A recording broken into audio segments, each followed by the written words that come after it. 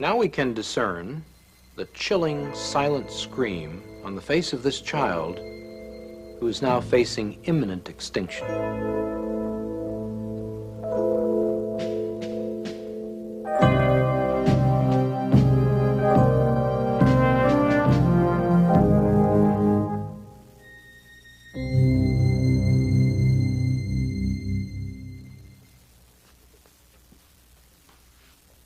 My name is Bernard N. Nathanson.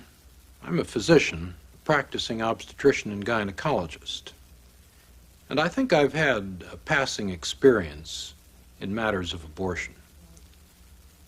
Now, when I was a medical student in 1949, we had no such science as fetology. We were taught that the unborn child, the fetus, was something in the uterus, but it was really an article of faith as to whether or not it was a human being and whether or not that human being had any unique personal qualities. But the whole story has changed since the 1970s. It was at that time that the science of fetology exploded in the medical community. It exploded by means of the introduction of great new technologies such as ultrasound imaging, electronic fetal heart monitoring, fetology, hysteroscopy, radioimmunochemistry, and a host of other dazzling technologies which today constitute, in fact, the corpus of the science of fetology.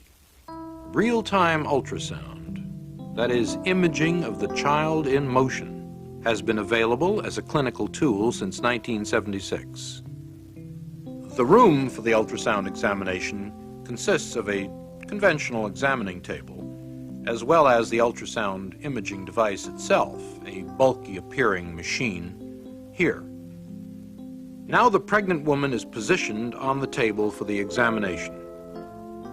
The abdomen is suitably draped. The head of the instrument is now placed over the uterus. This device, in turn, consists basically of a crystal which sends out pulsing high-frequency sound waves and a transducer which collects the echoes of these waves.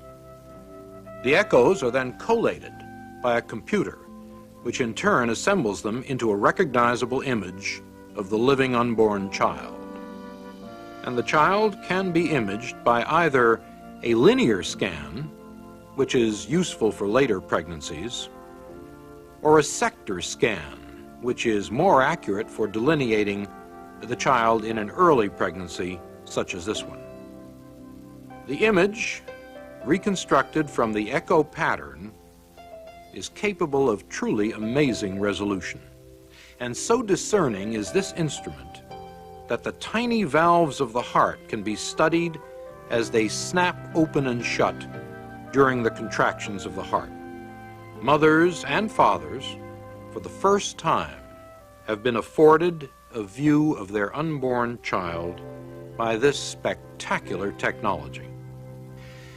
And those technologies, those apparatuses and machines which we now use every day, have convinced us that beyond question, the unborn child is simply another human being, another member of the human community, indistinguishable in every way from any of us. Now, for the first time, we have the technology to see abortion from the victim's vantage point. Ultrasound imaging has allowed us to see this. And so for the first time, we are going to watch a child being torn apart, dismembered, disarticulated, crushed, and destroyed by the unfeeling steel instruments of the abortionist. What we are looking at here is a depiction of the development of this child in its prenatal stage of life, from virtually the very beginnings to the end of that stage. We have here the child at 4 weeks, at 8 weeks, at 12 weeks, at 16 weeks, at 18 weeks, at 20 weeks, and at 28 weeks. As you can see, there is no revolutionary or dramatic change in the form or in the substance of this person throughout this developmental stage. Now, this little person at 12 weeks is a fully formed, absolutely identifiable human being. He has had brain waves for at least 6 weeks. His heart has been functioning for perhaps 8 weeks. And all the rest of his human functions are indistinguishable from any of ours. Now, this book is Williams Obstetrics, the 16th edition, written in 1980. It is a standard textbook used throughout every medical school in the United States. Preface of this book, published in 1980, cautions us as follows. Happily, we have entered an era in which the fetus can be rightfully considered and treated as our second patient. Who would have dreamed, even a few years ago, that we could serve the fetus as physician? Traditional medical ethics and precepts command us that we must not destroy our patients, that we are pledged to preserve their lives. Now let's see what abortion does to this, our second patient. We have then the 12-week unborn child in the uterus being this muscle surrounding the child.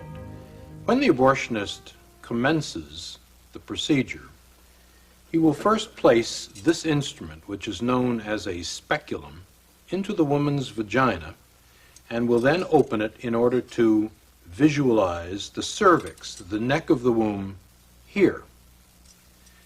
Having visualized the cervix, the abortionist then takes this instrument, which is known as a tenaculum, and fastens it securely through the speculum onto the cervix in this manner, clamping shut the tenaculum and getting a firm grasp on the cervix.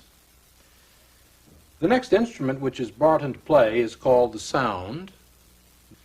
This instrument is then introduced into the uterus, and it is then removed, the abortionist having ascertained exactly how deep and in fact how large the uterus is. And then this set of dilators, these metallic curved instruments, are used to effect the opening of the cervix in order to introduce finally the abortion instruments themselves. The abortionist first introduces the most slender of these instruments into the cervix to dilate the cervix, turns the instrument around to a slightly larger end, introduces that end, and then works his way through the various graduated, increasingly larger ends of this dilating instrument. He will then take the instrument known as the suction apparatus, which is opened. It is in a sterile container prior to the actual use of the instrument. And then this will be inserted through the dilated cervix up into the uterus and will then puncture the sac surrounding the child, allowing the amniotic fluid to escape. The instrument then will come into direct contact with the child, and with a pressure of approximately 55 or so millimeters of mercury applied to the end of this instrument as it is attached to a long, thick suction tubing at this end and to the abortion instrumentation, that is the machine at the other end. The suction tip will begin to tear the child apart.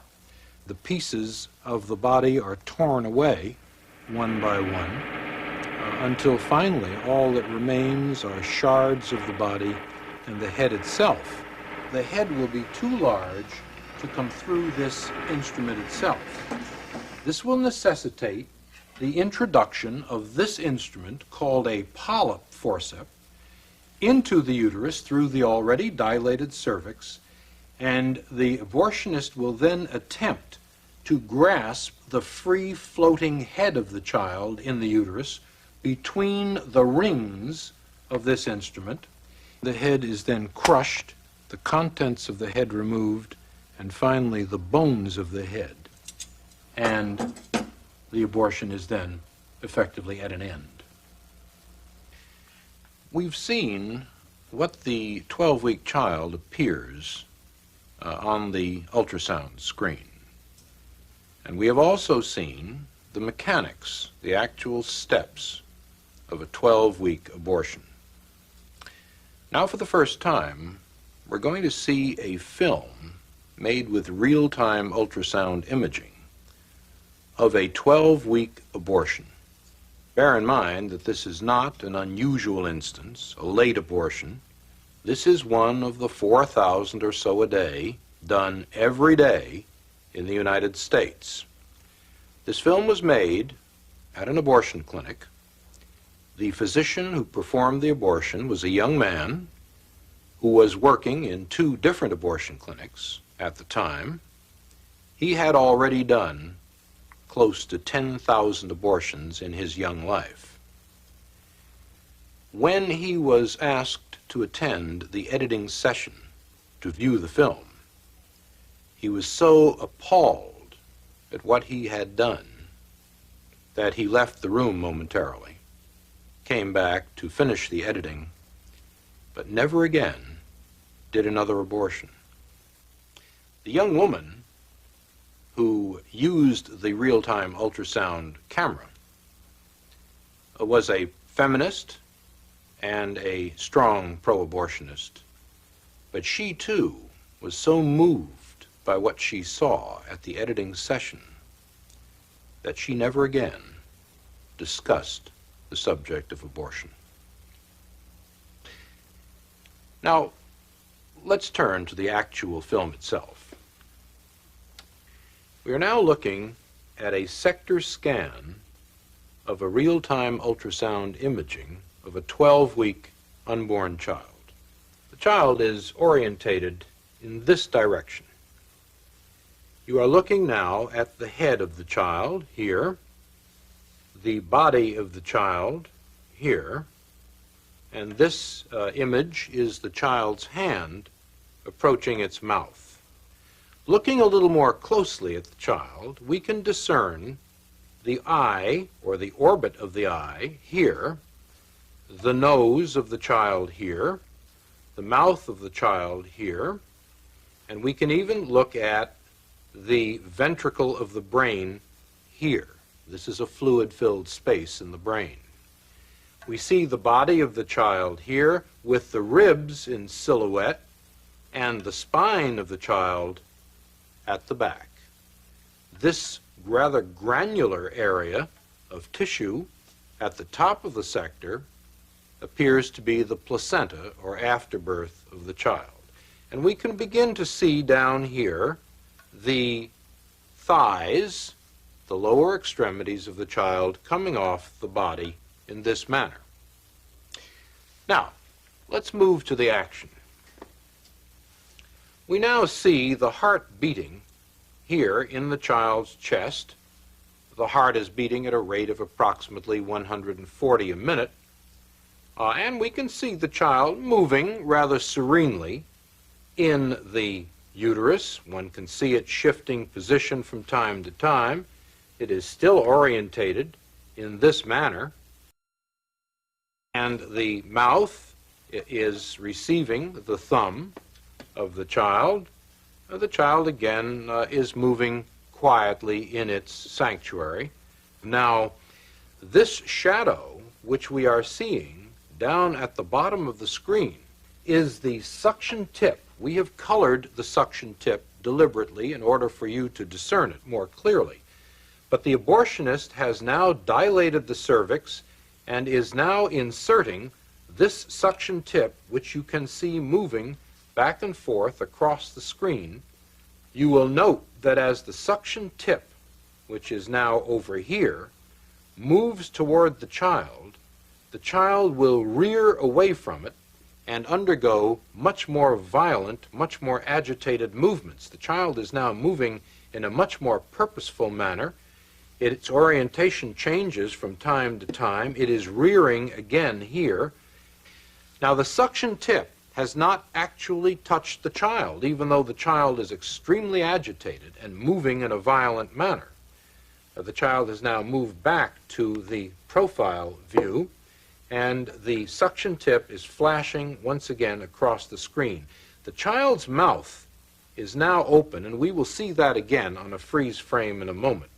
But this suction tip, which you can see moving violently back and forth on the bottom of the screen, is the lethal instrument which will ultimately tear apart and destroy the child. It is only after the fluid has been broken, the sac has been disrupted, that the tip will actually come against the child. But we can see the tip moving back and forth as the abortionist seeks the child's body. Once again, we see the child's mouth wide open in a silent scream in this particular freeze frame. This is the silent scream of a child threatened imminently with extinction. Now the heart rate has speeded up dramatically, and the child's movements are violent at this point. It does sense aggression in its sanctuary. It is moving away. One can see it moving to the left side of the uterus in an attempt, a pathetic attempt, to escape the inexorable instruments which the abortionist is using to extinguish its life. Now the heart has again perceptibly speeded up. We can time this at approximately 200 beats per minute. And there is no question this child senses the most mortal danger imaginable. The membrane has now been punctured and the fluid has escaped. One no longer sees that large reservoir of fluid surrounding the child. But once the fluid has been drained off, the suction tip has now been firmly clamped to the child's body, and the child is being pulled in a downward direction by the abortionist's suction tip with the negative pressure applied to it, and the body is now being torn systematically from the head. The head of the child being in this direction here. I am now outlining the child's head. The lower extremities have already been lost, and we see the suction tip flashing from time to time in the screen as a typhoon-like series of echoes, and the child is being tugged back and forth as the suction tip has now been applied to the body, and the abortionist is exerting his traction on the child in this manner. The child's head is still discernible here. The body is no longer discernible. It has now been torn from the head. What we see now is the head itself with what is called the midline echo of the head and the spicules or fragments of bone. Now this head, which I'm outlining here, on this 12-week child is simply too large to be pulled in one piece out of the uterus. The abortionist is going to have to employ this instrument, the polyp forceps, in an attempt to grab the head. The abortionist will attempt to crush the head with this instrument in this manner and remove the head piecemeal from the uterus. The abortionist and the anesthesiologist have a secret language between them which shields them from the grisly reality of what is going on. The abortionist and the anesthesiologist together refer to the head of this child, which is now being sought, as number one. And the anesthesiologist will inquire of the abortionist, "Is number one out yet? Are we finished?" we now see intermittently the shanks or blades of this instrument appearing in the image here. The head tends to float freely in the uterus. Here are the shanks or blades of the instrument coming across here. And the head is now being locked on by this polyp forceps, and the head is being pulled down toward the cervix. Now all we see remaining are simply the shards, the broken fragments, the pieces of tissue which document that there was once a living, defenseless, tiny human being here.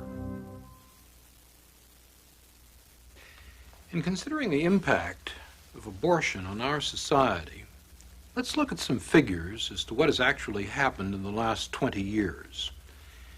We have reliable figures indicating that in 1963, long before abortion became legalized by the infamous Roe v. Wade decision, there were approximately 100,000 illegal abortions done annually in the United States, and very few legal abortions. In 1973, the first year in which that Roe v. Wade decision prevailed in this country, there were 750,000 abortions done. And in 1983, the last year for which we have full and complete figures, there were 1.5 million abortions. Now let's look at abortion as an industry. Last year, there were 1.5 million abortions done in this country. And the average cost of an abortion is about $300 to $400 per operation. This has created an industry in this country of about $500 to $600 million a year, which would qualify to be on the Fortune 500 list of largest industries in the world. 90% of these monies are going into the pockets of physicians, and the remainder into the pockets of the entrepreneurs who run the clinics. Now, we've had some recent investigations on the question of these clinics.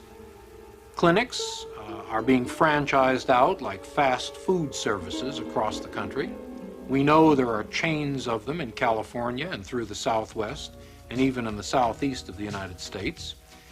And there is some evidence now that increasingly these clinics are falling into the hands of the mob, of the crime syndicate here in the United States, and that this money, abortion money, is tainted not only by the blood of the innocent victims of abortion, but by the dark hand of the crime syndicate in the United States. When discussing abortion, we must also understand that the unborn child is not the only victim. Women themselves are victims just as the unborn children are. Women have not been told of the true nature of the unborn child. They have not been shown the true facts of what an abortion really is. Women in increasing numbers, hundreds, thousands, even tens of thousands, have had their wombs perforated, infected, destroyed. Women have been sterilized and castrated, all as a result of an operation of which they have had no true knowledge. This film, and other films which may follow like it, must be made a part of the informed consent for any woman before she submits herself to a procedure of this sort.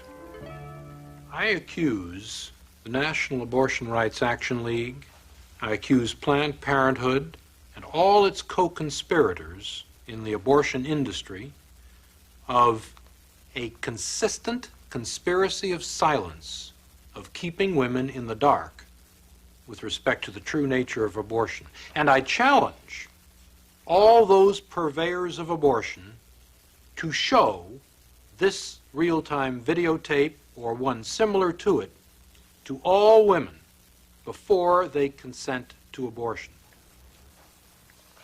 You know, I think I know a little bit about abortion. I was one of the founders of NARAL in 1969. It's now known as the National Abortion Rights Action League. And for a period of 2 years, I was the director of the largest abortion clinic in the Western world. Since those times, we have a science which is known as fetology, which has allowed us to study the human fetus. And all of those studies have concluded, without exception, that the unborn child is a human being, indistinguishable from any of us, and an integral part of our human community. Now, the destruction of a living human being is no solution to what is basically a social problem. And I believe a resort to such violence is an admission of scientific, and even worse, ethical impoverishment. Somehow I refuse to believe that Americans, who have put men on the moon, can't devise a better solution than the resort to violence. I think we should all, here and now, devote ourselves to an untiring effort to devise a better solution, a solution compounded equally of love and compassion and a decent regard for the overriding priority of human life. Let's all, for humanity's sake, here and now, stop the killing.